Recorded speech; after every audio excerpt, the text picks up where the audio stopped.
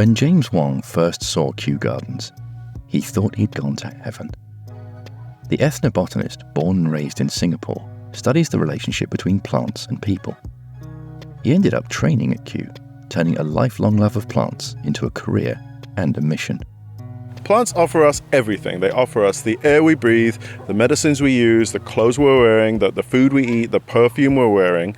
But I think in a really simple sense, we now know that simply looking at plants can decrease our heart rate within minutes. It can reduce feelings of anxiety and stress, and it can even make us feel more positive about ourselves. If there was a pill that did all of those things, everyone would be clamoring to get hold of it. And we can get that just by looking at a green view or having a houseplant on your windowsill that could be as cheap as a fiver. I'm Chris from Canopy and Stars, and this is A Life More Wild. Join James now for a tour of Kew as he discusses Old Spice geraniums, Hollywood's botanical errors, and the biomimicry that shaped a London landmark.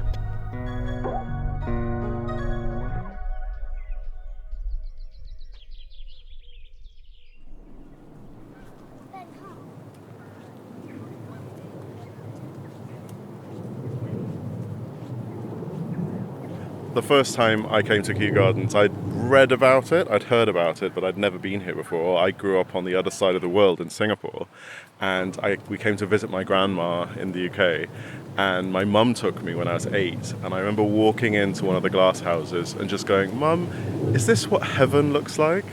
And I kind of decided then and there that I had to kind of be in and around this space. And it's, really nice that 40 years almost later, I'm still doing it. I'm here 3 times a week.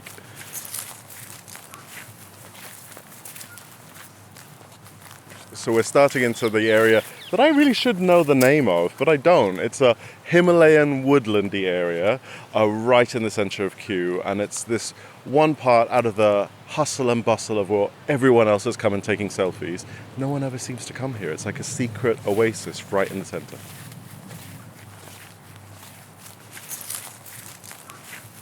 I'm really surprised about the number of people that I know, even that live in London, that have never been to Kew. And I think it's because people might think of Botanic Gardens like a public park. Like it's a pretty place where you can walk the dog and look at some flowers. You can't actually walk your dog here. And that's because it's so much more than an aesthetic place. It's a place about plant conservation and cutting edge plant research. There's one, people often talk about the UK being a world leader in things. In reality, one of the few things that we're world leaders on still in the 21st century is botany and horticulture. And the epicenter of all of that is right here.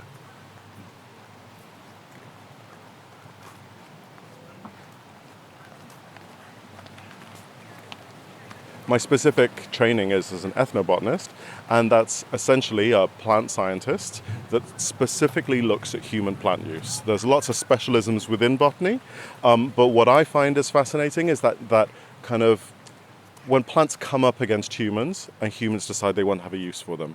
So whether that's food or whether that's medicine or whether that's textiles, perfumes, timber, all the ways in which we use plants. And fundamentally, almost every aspect of not just our basic biology, the fact that we have our eyes are on the front of our head to give us good 3D vision, the fact that we have an appendix. Our basic biology is dictated about billions of years of coevolution with plants, as is almost every aspect of our psychology and our culture. We might not be able to see that today, but almost every aspect of how we organize society is based along agricultural lines, and that's all about growing plants.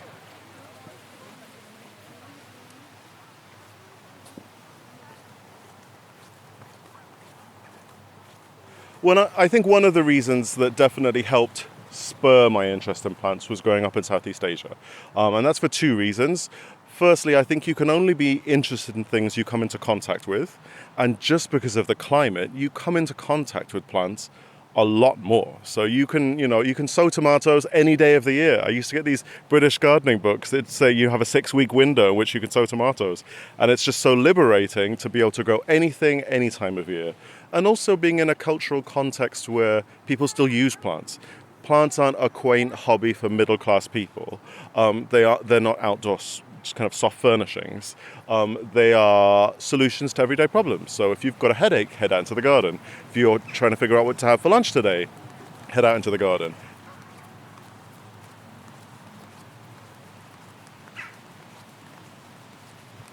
This section is an area called the order beds. It's recently, I say recently, it's probably about 10 years ago now it's changed its format, but recently compared to how long I've been coming here. And it's just a really amazing place to see a ridiculous diversity of plants in a tiny spot. Kew Gardens, according to which measure you're going to pick, is one of the most biodiverse spots on the planet, just because of all the amazing species you've got crammed into one tiny patch of West London. We're walking past the kitchen garden now, and we're so lucky to have such a beautiful day way into September. It's golden sunshine everywhere, beautiful breeze, and we're about to go to a really historic part of the garden, which is when people first started coming from places like the alpine regions of the world and finding weird and wonderful plants that could only grow on mountaintops. They tried to create an artificial mountaintop here at Kew that caters to the specific environments that those plants really need to survive. So it's a really special place.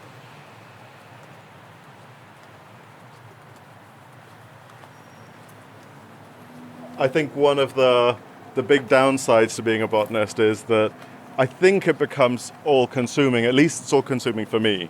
So you're sort of never working because you love your job so much, but you're also always working, and that may even extend into when you're in the cinema with your mates, infuriating them by picking out all the botanical holes.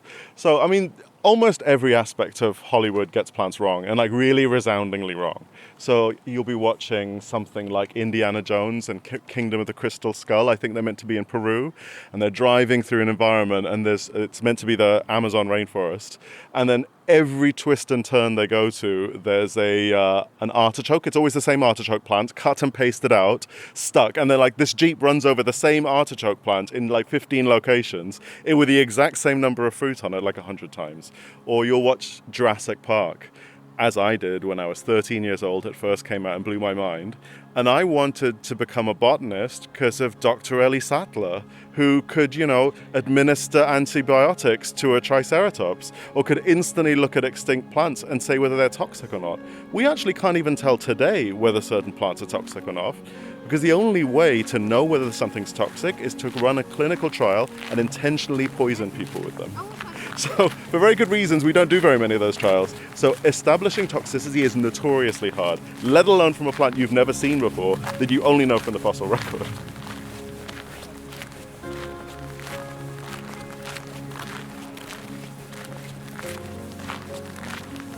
One of the most exciting things about Kew is how it's managed to pack together so much of the flora from all over the world in one space. And I'm not just talking about glass houses, which can mimic almost any environment.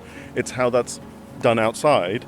And, within a 5-minute walk, you can be from a Mediterranean environment right to an alpine mountaintop and then into an American prairie. And it's a way to visit the world just by looking at the miracle of the plants around you.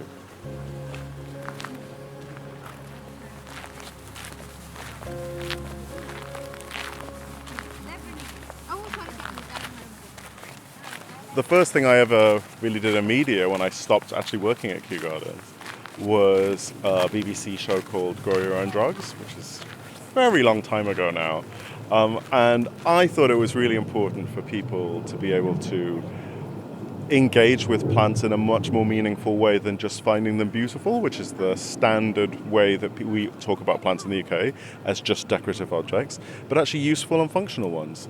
Up to 50% of the medicinal plants, or the conventional medicines that you might get on the NHS or you might get in Boots, originally come from natural sources. And there's lots of ways in which you can incorporate them really effectively in your life for all sorts of complaints. And I think what that does is it gives people some autonomy over their healthcare. And it also helps them see the natural world for what it is, which is an incredible source of biologically active compounds that can improve people's lives. I wonder, in today's world, whether I'd make that show, because I think that in a world where anti-vax and antitrust in science and medicine is on the rise, whether there is a potential for people to misunderstand the nuance there. There's a big difference between saying, you can make mint tea, and there's some really good evidence that that can help reduce indigestion or the symptoms of indigestion, and saying, don't take your heart meds because some mint tea will fix that. And I think today I would probably be a little bit wary about the nuance or the ability for people to misunderstand the nuance in that message.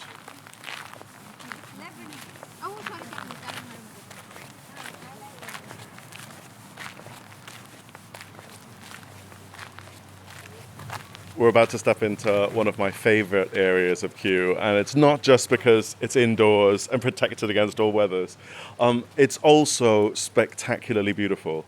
It's the Princess of Wales house, laid out in the 80s, I think very late 70s, 80s, and it has a little bit, this is a very dated reference, but anyone who'd seen Lost, the early Naughty series, feels a little bit like you got lost in the bunker from Lost. So monolithic, concrete, modernist architecture and just crazy wild plants. And whatever you're feeling like, whatever's going on in the outside world, nothing bad could happen in this house. So in the middle of winter, you go inside and all your problems evaporate.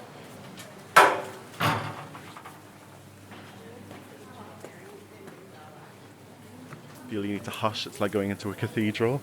Maybe I'm taking plants too seriously, but there's definitely a library vibe. I'm going to skip you through the fern area. You can hear the misters going off into the main tropical area where there is a plant that transformed modern architecture. It's visually stunning, and it's around just for another month or so in season here at Kew. Spectacular. Okay, let's have a wander. You can actually feel the temperature go up as you go into this room, like almost a wall of humidity, and that's because of the huge pond that's right in the center. And the jewel in the center of that pond is a giant water lily, Victoria amazonica. Its pads are so big that the textbooks say a 6-year-old could stand on them or a baby could stand on them. I know that the horticulturist that used to work here is at least 5'8", something like that. Probably more, sorry Alberto. And he managed to stand on one of these without ripping it. They can hold an adult male's weight, and they're so enormous. In Victorian times, when this plant was first introduced, there was a kind of a mad dash amongst the British aristocracy to see who could get it to be the first to flower. And the big problem that they had was its leaves are so enormous and so fast growing, and it was a newly introduced plant, that they kept on having to build bigger glass houses because it would just grow too quick for the size of the glass house. And eventually it became impossible to hold up a glass roof without loads of pillars that was wide enough for the plant.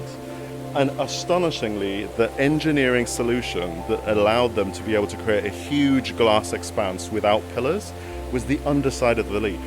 If you flip over one of these enormous green leaves that can be, almost a double bed size when they get to their biggest, there's a structure of veins and arches that reinforce themselves.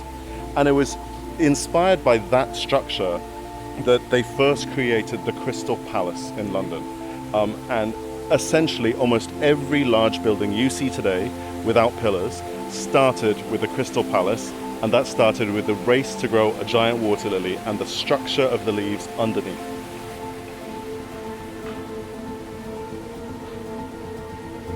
I think that's the reason why I love tropical plants, because they're all so massive and so fast growing, and it makes you feel small, and makes you feel small in every way. And it makes humanity feel small in the context of things. And I feel almost like in a children's book, this kind of Jurassic, enormous-sized, primeval world. And I think the Victorians really thought that about the natural world. And they had a sense of excitement and pioneering and sense of discovery about the natural world.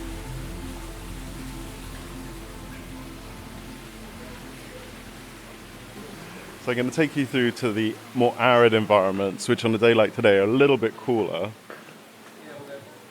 Let's have a wander.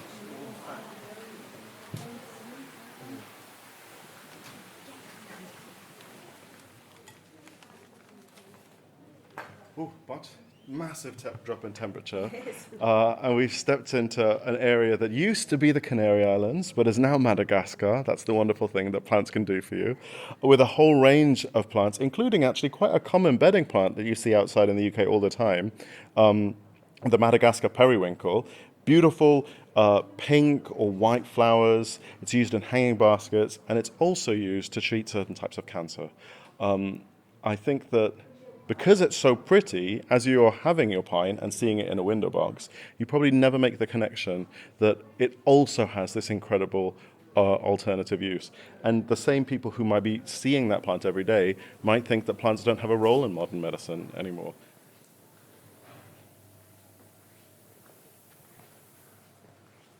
Plants have been fighting to survive for millions of years, as have we. But, we can either fight back or run away or hide or do all kinds of things because we're mobile. Plants are not mobile, so they've had to evolve a completely different strategy, and that's creating chemical weapons to defend themselves, whether that's a sunscreen to protect themselves from UV light, whether that's cell toxic, like this produces. It's just that we're using their toxic compounds to kill cancer cells, whether it's antiviral or antibacterial or anti-inflammatory.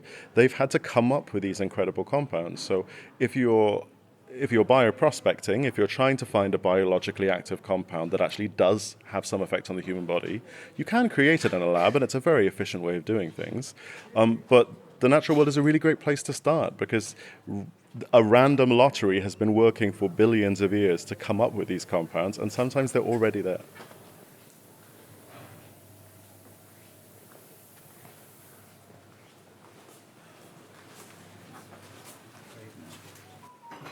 This is one of my favorite spots today, and also, decades ago when I was a student here.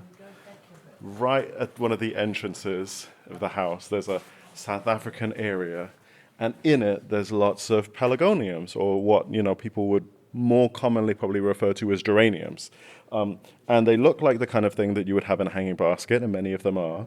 But this whole section has a group of ones that have scented leaves, and they have an amazing ability to mimic other plants. So one might smell of peppermint, the other one of lemon, the other one of cinnamon, the other one of pine, and there's been breeding work to mix and match their scents. So one of them is called Old Spice, and it does smell exactly as all my uncles smelt in the 80s.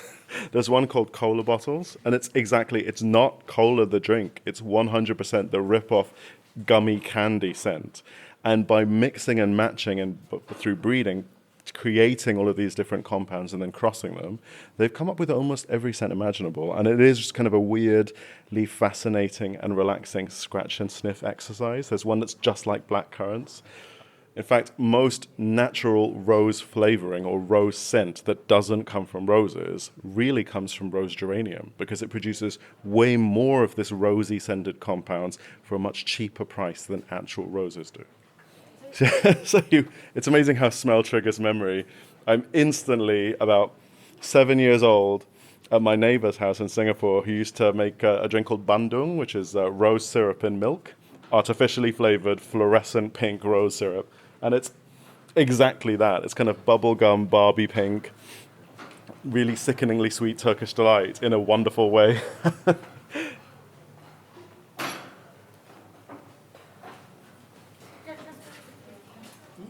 And so we're just stepping out the glass house into the autumnal sunshine. You can see, it's permanent summer in there, but the orange is just about to begin to blush on the trees outside here.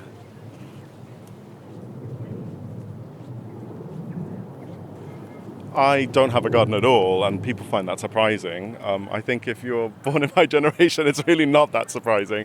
I would have to sell quite a few million copies of books before I could afford anything more than a flat in central London. And I think that traditionally people do think about that as a huge barrier to growing plants, myself included, because I was always brought up with the idea of what the proper garden should be like. And it was very much, until very recently, a one-size-fits-all idea. But I think that having spent a lot of time trying to grow plants against the odds, trying to grow them indoors, has taught me a lot of things. And one of them is that indoor horticulture isn't not proper horticulture. It's not some kind of inferior or second-class horticulture as it's often talked about in the industry. It's actually the best form of horticulture in many ways, because just for starters, not everyone has a garden. But most people have a place to live. Most people have a windowsill. So it's automatically the most democratic one. Everything we know about the benefits of green space for mental and physical health is about proximity and the amount of time you spend with them. So even if I had an outdoor space, I would still be, and I'm a massive outdoorsy person, I would still be spending more time in close proximity with my houseplants than any of my other plants. And the fact that, it can be February, it can be pouring down with rain, it can be 10:30 at night, I can still garden. Pretty much no gardener is still going to be gardening under those conditions.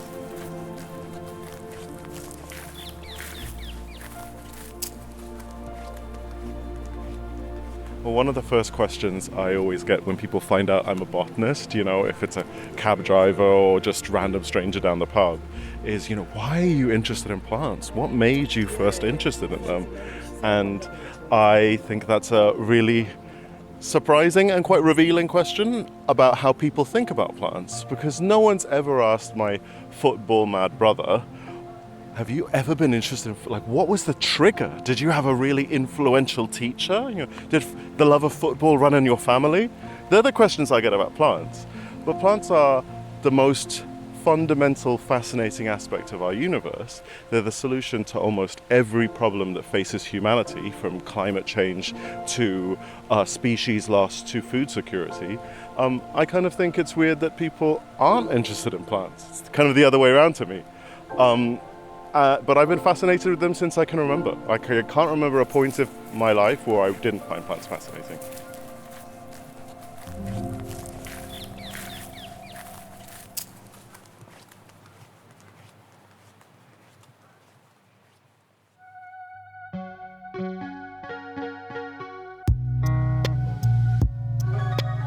It might seem strange for us to encourage you not to go outside, but there you are.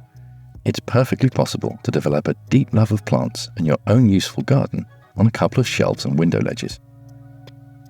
Next time, we'll be going from flora to fauna, in the company of Ollie Alanya-Pekan and Nadim Pereira, who went from urban birdwatchers to being the founders of Flock Together, a platform leading the movement for diversity and inclusion in the outdoors.